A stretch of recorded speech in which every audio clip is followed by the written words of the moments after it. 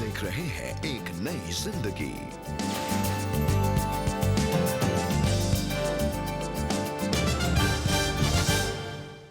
दोस्तों नमस्कार, आपका स्वागत है आज के इस एक नई जिंदगी के कार्यक्रम में। वेलकम फ्रेंड्स टू एक नई जिंदगी and thank you for joining us this morning. दोस्तों हमें बहुत खुशी होती है हर सुबह जब आप हमारे साथ जुड़ते हैं। तो आइए आज भी आप और हम मिलकर कुछ नया सीखें। और दोस्तों आज अकेलेपन यानी कि लोनलीनेस इस सीरीज में हम बात कर रहे हैं रेजिलियंस के बारे में, यानी कि दृढ़ रहने के बारे में। और बहुत मुश्किल है रेजिलिएंट रहना, खास करके तब जब आप मुश्किलों का सामना करते हैं। और ख़ास तौर से जब आप अकेले हैं तो आपको कोई सुझाव देने वाला नहीं है, आपको लगता है कि लोगों का क्या आपके प्रति क्या प्रतिक्रिया हो रही है। So that's when you feel more lonely and उसमें अगर रेज़िलियंस लाना है तो आपको किसी के ऊपर स्थिर खड़े होना है। और वो कौन-सी एक ऐसी चीज़ है जो स्थिर है, जो मूव नहीं करती है, परमानेंट है, उसके ऊपर अगर आप खड़े होते हैं तब आप रेज़िलिएंट रह सकते हैं in spite of being lonely. जी बिल्कुल। And for some of our dear friends जो शायद जानना चाहते होंगे कि what does it mean to be resilient, तो हम इन्हें एक एग्जांपल दे सकते हैं। जैसे कि एक स्प्रिंग होता है ना, अगर हम एक स्प्रिंग लेते हैं और उसे अगर हम दबाते हैं, उसके ऊपर प्रेशर डालते हैं, लेकिन जैसे ही वो प्रेशर रिलीज होता है तो वो स्प्रिंग अपनी पोजीशन को, अपनी वापस शेप को वापस ले लेता है। वापस उस आकार में आ जाता है जी जिसको जी आपने बिगाड़ा है। जी so I think that is the part of being resilient because you yes no exactly what you stand for, आपका मापदंड क्या है। जी जी हाँ दोस्तों, और जैसे कि आज हम बात कर रहे हैं एक नई ज़िंदगी प्रोग्राम में कि अपनी मुश्किलों में, अपने चैलेंजेस में, अपने संघर्षों में हम कैसे रिजिलिएंट रह सकते हैं, हम कैसे दृढ़ रह सकते हैं, हम हिले नहीं, जाने कि हमारा यीशु हमारे साथ है। तो इस बात के बारे में हम और भी चर्चा करेंगे, लेकिन इस समय हम सुनेंगे एक आराधना भरा गीत। और ये आज पंजाब से हमारे लिए गा रही है एपिफनी चर्च की क्वायर, और ये गीत है कफारा मेरा तू ही है।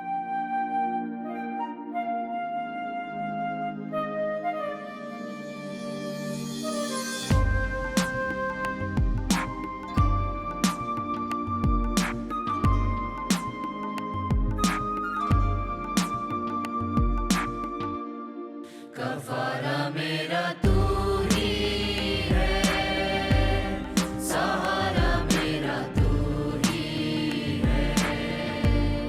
कफारा मेरा तू ही है, सहारा मेरा तू ही है। मैं तेरी राहों पर चलता रहूं मेरे खुदा। मैं तेरी राहों पर चलता रहूं मेरे खुदा।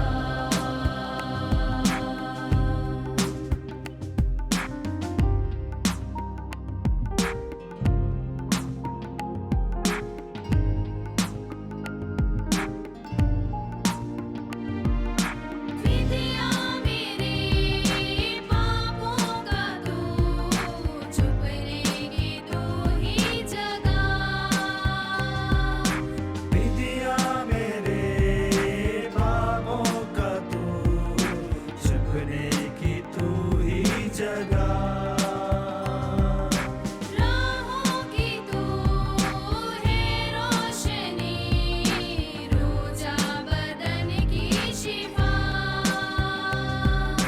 राहों की तू ही रोशनी, रोजा बदन की शिफा। मसा से मुझे भर दे तू, लहू से मुझे धो दे तू।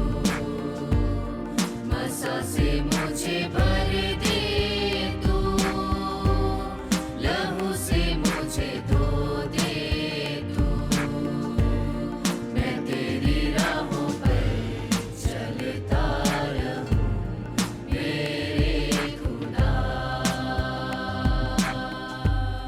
मैं तेरी राहों पर चलता रहूं मेरे खुदा।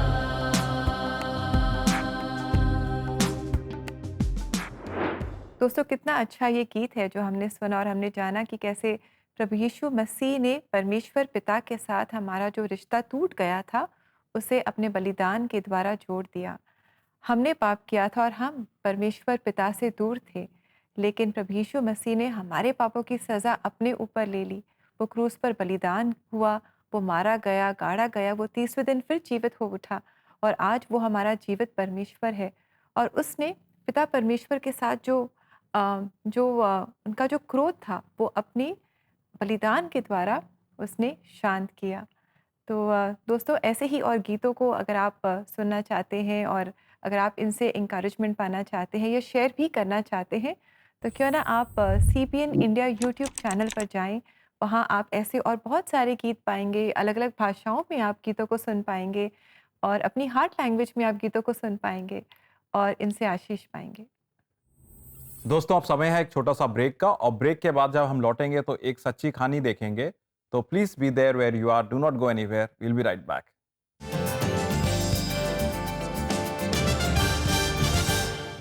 CBN प्रेयर लाइन लाइव हर पहला और तीसरा मंगलवार दोपहर 3 बजे CBN इंडिया यूट्यूब चैनल पर। प्रार्थना बातचीत के साथ साथ एक अपनेपन का एहसास भी है। जैसा परमेश्वर ने कहा, मैं तुम्हें ना कभी छोड़ूंगा ना कभी त्यागूंगा। प्रार्थना में परमेश्वर का साथ पाए। CBN प्रेयर लाइन के साथ इन लाइव प्रार्थनाओं में जरूर जुड़ें। The dates are 5th and 19th August. Live प्रार्थनाओं के अलावा आप CBN प्रेयर लाइन टीम को कभी भी कॉल करें या WhatsApp मैसेजेस के द्वारा अपने निवेदनों को भेजें। The number is 9910401010। एक नई जिंदगी के दर्शकों को निमंत्रण है कि आज ही आप एक नई जिंदगी के परिवार में जुड़ें। आप एक नई जिंदगी प्रोग्राम को टीवी और डिजिटल मीडिया प्लेटफॉर्म के द्वारा हर घर तक पहुंचाएं और ऐसा करने के लिए आप हर महीने योगदान दे सकते हैं। और अपना योगदान हम तक पहुंचाने के लिए आप स्क्रीन पर आए QR कोड को स्कैन करें और आज ही एक नई जिंदगी परिवार में आप शामिल हों।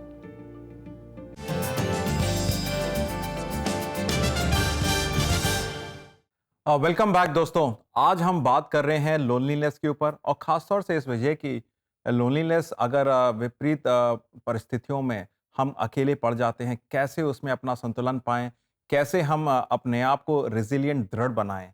और अब हम देखेंगे एक कहानी जो हमें इसी रिजिलियंस के बारे में बताती है। जी बिल्कुल, बहुत अच्छी कहानी दोस्तों आपके लिए हम लेकर आए हैं। तो आइए मुलाकात करते हैं आशिका से। दोस्तों, आशिका ने अपनी माँ को बचपन में खो दिया और उस पल से ही उनका जो जीवन है वो अंधकार में डूबता चला गया। वो तन्हा थी, अकेली थी और उनके मन में बहुत सारे सवाल थे। उन्हें लगता था कि परमेश्वर पिता ने उन्हें छोड़ दिया है। इन सवालों का जवाब क्या कभी आशिका ने पाया? क्या उनका अकेलापन, उनका दुख दूर हुआ? आइए उनकी बहुत ही खूबसूरत सच्ची कहानी हम देखें जो आपके लिए लेकर आए हैं हमारे एक नई जिंदगी प्रोड्यूसर अभिनय प्रसाद, नेपाल से।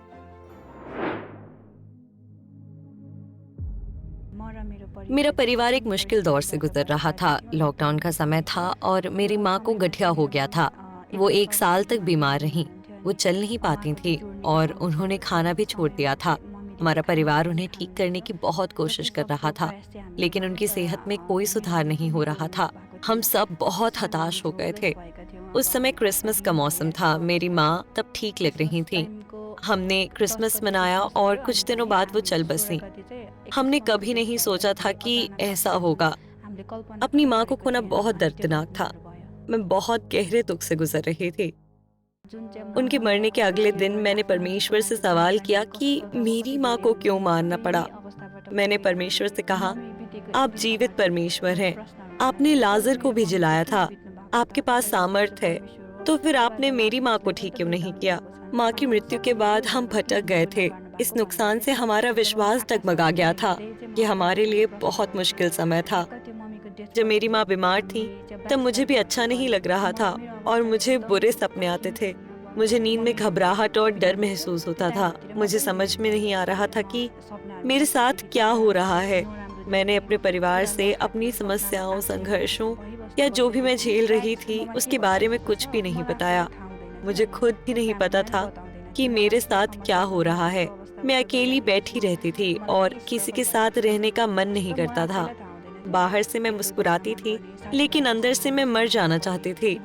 मुझे जीवन में कोई उद्देश्य नजर नहीं आ रहा था। फिर मैंने परमेश्वर से सवाल करना शुरू किया। मैंने अय्यूब की पुस्तक से वचन 1:20-21 को पढ़ा। वे वचन मेरे मन में आए। यहोवा ने दिया और यहोवा ने ले लिया। जैसा मैं नंगा आया वैसा ही नंगा चला जाऊंगा। मुझे एहसास हुआ कि ये हमारे परिवार के लिए एक परीक्षा है। ये विचार मेरे मन में आने लगे। जब मैंने उन वचनों के बारे में सोचा तो उन्होंने मुझे सांत्वना देना शुरू कर दिया। मुझे लगने लगा कि मेरे सवालों का जवाब मिल रहा है। मेरे अंदर शांति सी महसूस होने लगी। जब मैंने आराधना गीत सुनना शुरू किया तो मैं जोर जोर से और बार बार उन्हें गाने लगी। इससे मेरे अंदर बहुत आनंद और शांति आई। हालांकि मेरी स्थिति बहुत खराब थी। जब मैंने प्रार्थना करना शुरू किया, बाइबल पढ़ना शुरू किया और आराधना गीत गाने शुरू किए तो मुझे शांति का अनुभव होने लगा। मुझे आश्चर्य हुआ कि ये शांति कहाँ से आती है। फिर मैंने भजन संहिता 4:3 पढ़ा, जो कहता है, यह जान लो कि यहोवा ने भक्त को अपने लिए अलग कर रखा है। जब मैं यहोवा को पुकारूंगा तब वह सुन लेगा। तब मुझे एहसास हुआ, हे प्रभु, आप मेरी प्रार्थना सुनते हैं। मुझे यकीन हो गया कि प्रभु ने मुझे चुना है। ये विचार मेरे मन में आने लगे। धीरे धीरे जो बोझ मैं अपने अंदर लिए हुए थी, क्षमा न कर पाना, चिंता, डर, उद्देश्य की कमी, मरने की इच्छा और जीने का कोई कारण न दिखना, ये सब धीरे धीरे मिटने लगे। तब मैंने प्रभु पर पूरी तरह से भरोसा करना शुरू किया और अपना जीवन उसे समर्पित कर दिया। मेरे जीवन में एक नई आशा भरने लगी। फिर मुझे अनंत आशा मिली। प्रभु हमें संसार में एक उद्देश्य के साथ लाते हैं। यिर्मयाह 1:5 कहता है, गर्भ में रचने से पहले ही मैंने तुझ पर चित्त लगाया। तब मुझे समझ आया कि मैं दूसरों से अलग क्यों हूँ। मेरी प्रार्थना थी कि मैं बाइबल कॉलेज जाऊं, क्योंकि मुझे परमेश्वर के वचनों को गहराई से समझने की बहुत तीव्र इच्छा थी। मेरे पास्टर मुझे इस RPS कॉलेज में लेकर आए। जब मैं अपने पिछले जीवन और आज के जीवन को देखती हूँ तो मुझे लगता है कि पहले मेरे पास कोई आशा नहीं थी, लेकिन अब मेरे पास आशा है, मेरे पास उम्मीद है और कुछ करने की इच्छा भी। इसीलिए आज मैं अंदर से खुश महसूस करती हूँ। इन सब बातों के लिए मैं परमेश्वर का धन्यवाद करती हूँ। सारी महिमा उसी को मिले। कितनी अच्छी कहानी है आशिका की दोस्तों। बहुत अच्छा लगा इनसे मुलाकात करके and we thank God for आशिका's लाइफ। कैसे उन्होंने जब परमेश्वर के वचनों को पढ़ा, जब उन्होंने परमेश्वर के वचनों में अय्यूब की कहानी को जाना, तो वो अपने इस दुख और दर्द से, अकेलेपन से बाहर आ पाए और उन्होंने जाना कि कैसे परमेश्वर हमेशा उनके साथ हैं, उनसे प्रेम करते हैं और उन्हें कभी नहीं छोड़ेंगे। परमेश्वर कभी नहीं छोड़ेगा। इसका मतलब है कि परमेश्वर में वो सामर्थ है हमें और आपको रिजिलियंट बनाने की, दृढ़ बनाने की। दोस्तों, कुतुब मीनार के कंपाउंड में एक लोहे का स्तंभ है और वो लोहे का स्तंभ, उसकी विशेष बात यह है कि वो 1600 साल पुराना है लगभग और उसमें आज तक जंग नहीं लगा है। बड़ी अचंभे की बात है, बड़ी कभी कभार अविश्वसनीय बात है, मगर आज तक लोगों ने बहुत सारी इसकी थ्योरीज बनाई हैं कि क्यों नहीं जंग लगा, मगर कुछ तो मिस्ट्री है उसके पीछे। मगर आप और मैं रेजिलिएंट रह सकते हैं उस लोहे के स्तंभ की तरह, मगर उसमें कोई मिस्ट्री नहीं है, क्योंकि मेरा और आपका परवरदिगार परमेश्वर, जिसके ऊपर मैं और आप स्थिर रहेंगे, तो मेरे में और आप में कोई जंग नहीं लगेगा। हम दृढ़ रेजिलिएंट रहेंगे। और एक ऐसी ही कहानी वचन में है यूसुफ की उत्पत्ति में, जब उसके भाई लोग उसको छोड़ देते हैं और उसको देश से बेचकर देश से दूर भेज देते हैं, तो वो एक तरीके से जवान व्यक्ति बिल्कुल अकेला पड़ा हुआ होगा, बिल्कुल अकेला सोचता होगा अपने आप को। वो एक जगह पे नौकरी करने जाता है, वहां पर भी अकेला होगा, मगर परमेश्वर उसके साथ था। और उस जगह पे जहां पे नौकरी करता था, उसके मालिक ने इस चीज को देखा और जाना। आइए देखें वचन में क्या लिखा है इसके बारे में। उत्पत्ति 39:3 में लिखा है, पोतीफर ने देखा कि यहोवा यूसुफ के साथ है। पोतीफर ने यह भी देखा कि यहोवा जो कुछ यूसुफ करता है उसमें उससे सफल बनाने में सहायक है। तो देखा कि अविश्वासी देखकर पहचान रहा है कि परमेश्वर उसके साथ है। फिर यूसुफ की कहानी में एक थोड़ा सा बदलाव आता है, एक ट्विस्ट आता है कि उसको जेल जाना पड़ता है जिसमें उसकी कोई गलती नहीं थी। और जब जेल में होता है तो जेलर भी देखता है कि यूसुफ के साथ परमेश्वर है। वचन में लिखा है कि उसने देखा और यूसुफ के साथ परमेश्वर है। और फिर जब जेल में यूसुफ था तो उसके पास दो लोग आते हैं जो कैदी बन के आते हैं, जो फेरो के सेवक थे, और उनके बारे में भविष्यवाणी करता है। तो वो दोनों भविष्यवाणी सही निकलती हैं, मगर वो लोग उसको भूल जाते हैं। फेरो के पास एक दिन एक ऐसा अजीब सा सपना आता है जिसमें वो घबरा जाता है और उसके इंटरप्रिटेशन के लिए वो लोगों को बुलवाता है। तब एक सेवक जो फेरो के पास था, जो जेल में था, वो कहता है एक लड़का है जो इसके इंटरप्रिटेशंस देता है। तो यूसुफ को वहां बुलाया जाता है और यूसुफ एक अच्छा सा इंटरप्रिटेशन देता है जो फेरो को समझ में आता है। और देखिए फेरो फिर यूसुफ के बारे में क्या कहता है। उत्पत्ति 41:38 में लिखा है, परमेश्वर की आत्मा ने इस व्यक्ति को सचमुच बुद्धिमान बना दिया है। तो आप देख रहे हैं, सिर्फ पोतीफर ही नहीं, सिर्फ जेलर ही नहीं, अब फेरो भी पहचान गया है कि उस लड़के के साथ जो अकेला है, जिसको देश से निकाल दिया था, जो नौकर था, जिसके ऊपर गलत इल्जाम लगाया था, परमेश्वर है। और जब उस लड़के के ऊपर पहचानते हैं कि परमेश्वर का हाथ है, तो फेरो उसको प्राइम मिनिस्टर बना देता है अपने देश का। और वो बहुत ज्यादा उन्नति लाता है उस देश में, जबकि अकाल पड़ा हुआ होता है पूरे विश्व में। और उसके बावजूद उस देश में उन्नति आती है, लोग आके बसते हैं। और यूसुफ के वही भाई भी आके उसके साथ बसते हैं जिन्होंने उसको निकाल दिया था। और एक दिन ऐसा आता है कि यूसुफ के भाई असलियत पहचानते हैं और डरने लगते हैं उससे। तब देखिए यूसुफ उनसे क्या कहता है। उत्पत्ति 50:19 में लिखा है, यूसुफ ने उनसे कहा, मत डरो, क्या मैं परमेश्वर की जगह पर हूं? वो व्यक्ति जिसके भाइयों ने निकाल दिया था, मरा हुआ घोषित करना चाहते थे, नौकर था, गलत इल्जाम लगाया था, जेल में था, उसके बावजूद भी सारे लोग अब पहचानते हैं कि वो परमेश्वर का हाथ उसके ऊपर है। क्यों? क्योंकि यूसुफ का जो एक स्टेटमेंट है, उसने जब कहा कि क्या मैं परमेश्वर की जगह हूं, उसने परमेश्वर को हमेशा अपनी लाइफ में ऊपर रखा। उसने परमेश्वर नहीं बना, जबकि इतनी सारी उसको उन्नति मिली थी। उसने परमेश्वर को परमेश्वर की जगह दी अपनी लाइफ में। एंड वही कारण था वो रिजिलियंट था, वही कारण था वो दृढ़ था, जैसे वो लोहे का स्तंभ आज तक जंग नहीं खाया। प्रिय भाई और बहनों, आप भी ऐसे ही दृढ़ बन सकते हैं। भले ही आपके लाइफ में कुछ भी हो रहा हो, अकेले भी हो, मगर परमेश्वर में रहेंगे तो दृढ़ बने रहेंगे। हो सकता है आज आपकी लाइफ में ऐसा सीजन हो कि आप एक लाइफ पार्टनर की तलाश कर रहे हो और आप अकेला फील कर रहे हो सकता है एक नए शहर में गए हो और आप अकेला फील कर रहे हो सकता है कि आपके प्रियजनों में से एक आपके साथ नहीं रहे, आप अकेला फील कर रहे हो। इन सारी सिचुएशंस में समय अब बदल सकता है, परिस्थितियां बदल सकती हैं, मगर परमेश्वर नहीं बदलेगा।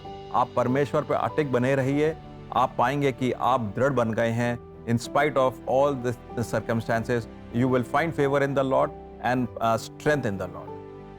जी बिल्कुल दोस्तों, आज हमने जाना कि कैसे हम परमेश्वर में ही दृढ़ बन सकते हैं, क्योंकि वो हमें कहता भी है अपने वचनों में कि दृढ़ रहो, दृढ़ बनो, क्योंकि मैं तुम्हारे साथ हूँ, मैं तुम्हें कभी नहीं छोड़ूंगा। तो वही है जो हमारा सहायक है, हमारा मददगार है और जो हमें दृढ़ करता है।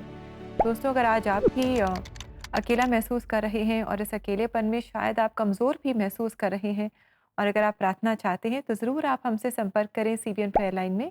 हमारा नंबर है 99 10 40 10 10। आप और हम मिलकर प्रार्थना करेंगे।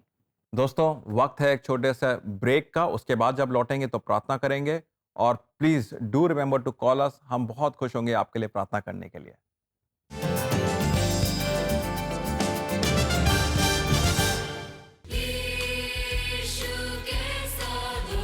नेशनल टीवी के माध्यम से हर घर तक चर्च क्वायर्स के पाक गीत पहुंचाने के लिए एक नई जिंदगी परिवार का हिस्सा बनिए।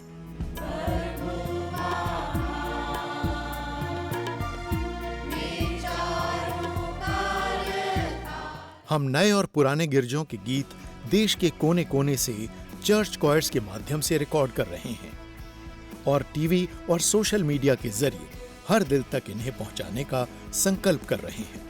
इस आर्काइवल अभियान को सफल बनाने के लिए आपका साथ जरूरी है। आइए एक साथ मिलकर आराधना के सुरों को हर घर तक पहुंचाएं।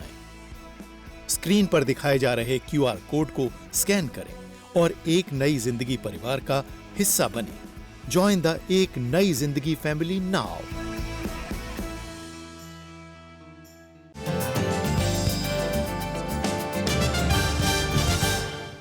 वेलकम बैक दोस्तों। आज एक नई ज़िंदगी प्रोग्राम में अकेलेपन यानी कि लोनलीनेस इस सीरीज़ में हम बात कर रहे हैं रेजिलियंस के बारे में, यानी कि दृढ़ होने के बारे में कि कैसे जीवन में उतार चढ़ाव आते हैं, संघर्ष आते हैं, लेकिन अगर हम परमेश्वर में बने रहते हैं, विश्वास में अगर हम बने रहते हैं, वचनों का अगर हम सहारा लेते हैं, प्रार्थना में लगे रहते हैं, तो फिर हमें दृढ़ बने रहने से कोई रोक नहीं सकता।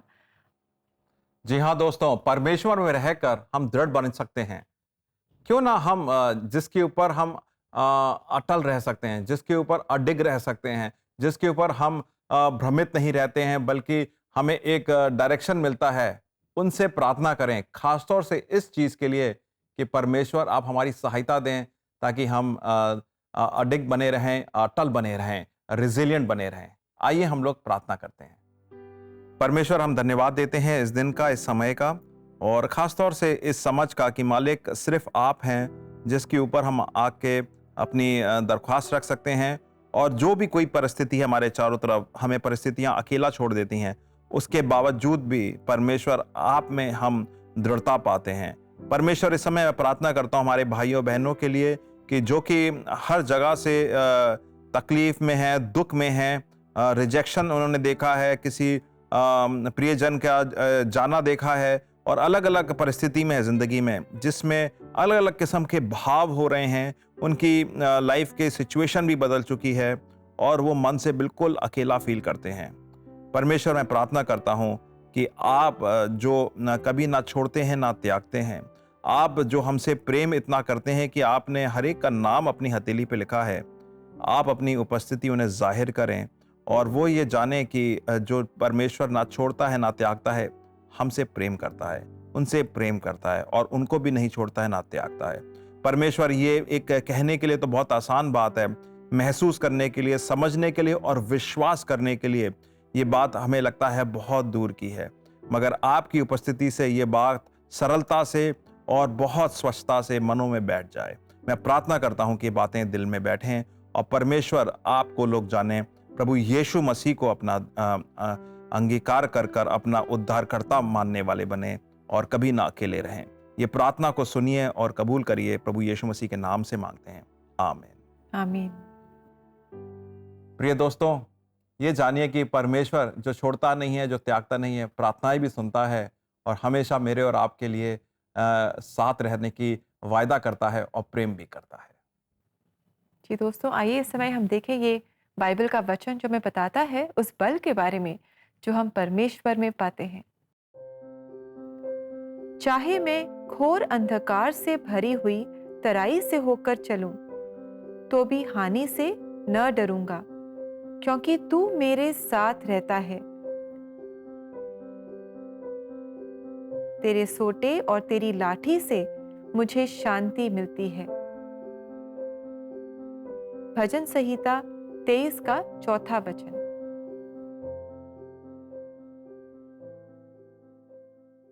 दोस्तों, ऐसा हो ही नहीं सकता कि वचन आप पढ़ें और आप अकेलापन महसूस करें। वचन साफ बोलता है, दुनिया लाइफ में किसी भी सिचुएशन में हो आप, परमेश्वर आपके साथ रहेगा, आपको तन्हा नहीं छोड़ेगा। दोस्तों, पास्टर मानव ने हमें याद दिलाया कि हम अकेले नहीं हैं, हम तन्हा नहीं हैं, क्योंकि हमारा परमेश्वर हमेशा हमारे साथ है। इस समय हम इसी थॉट को हम सुनेंगे कि हम तन्हा नहीं हैं, एक बहुत ही खूबसूरत रैप सॉन्ग के द्वारा, और ये रैप सॉन्ग है तन्हा नहीं तू, और ये हमारे लिए गा रही है होजाना ट्विन सिस्टर्स वर्षा और शेरिन, जिन्होंने होजाना एल शडाई मिनिस्ट्रीज़ को फाउंड भी किया है और बहुतों के जीवन में ये आशीष लेकर आ रही हैं। तो आइए इस रैप सॉन्ग को हम सुने जो खास आपके लिए लेकर आए हैं हमारे एक नई जिंदगी प्रोड्यूसर चांद बेंजामिन।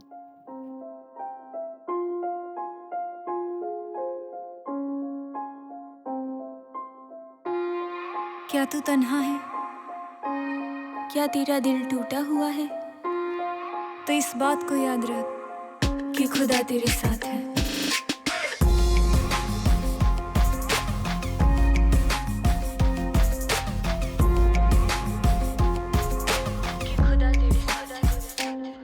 आवाज़ देता है तुझे तेरा खुदा, तू क्यों खफा रहता है यूं खुद से जुदा?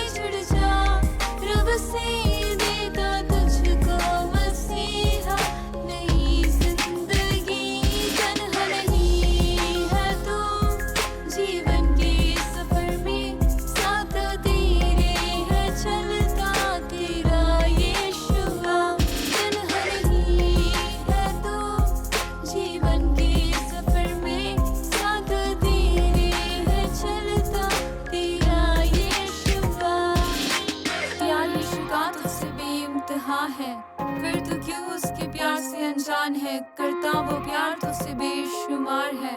काटो का ताज और वो क्रूस की निशान है। कैसी खता से भरा तेरा जीवन, कितना अकेला और टूटा तेरा मन। क्यों तन्हाई में जीवन तू जी रहा है, किस राहों में तू चला जा रहा है।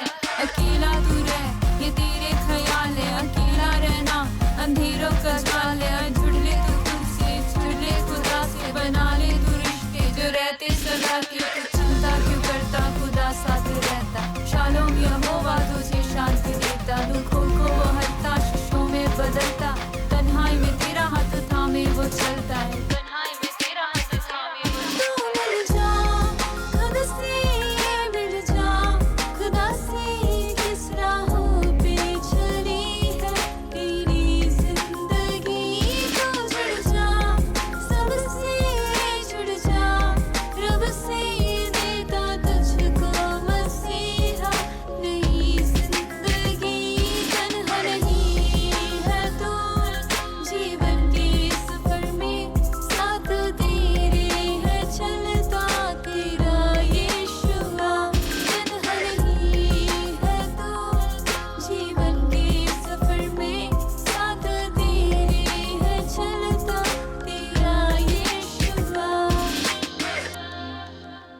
Wow, thank you very much, Varsha and Sharon. Thank you for that beautiful rap song. और आपने हमें याद दिलाया है कि हम तन्हा नहीं हैं, हमारा परमेश्वर हमेशा हमारे साथ है। चाहे हम वादी से गुजरें, चाहे घोर अंधकार से भरी हुई तराई से हम होकर के गुजरें, लेकिन वो हमें शांति देता है, हमारे साथ खड़ा रहता है और उस परिस्थिति से वो भलाई को लेकर के आता है।